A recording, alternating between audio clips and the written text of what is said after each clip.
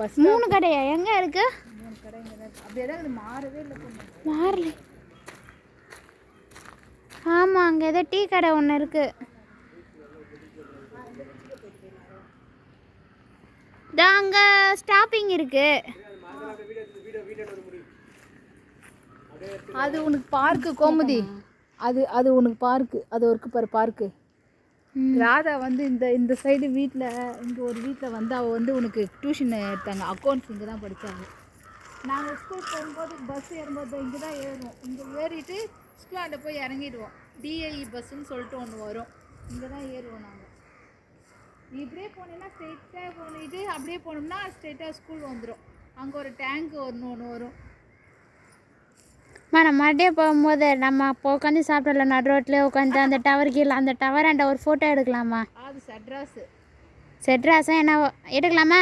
கோமதிப்பா இப்போ டேங்க் வச்சுருக்கேன். அது முன்னாடி டேங்க்லாம் கிடையாது. ஸ்ட்ரைட்டாக அப்படியே தண்ணி அப்படியே தான் வரும். அந்த டைமிங்ஸ் காலைல 6 to 9.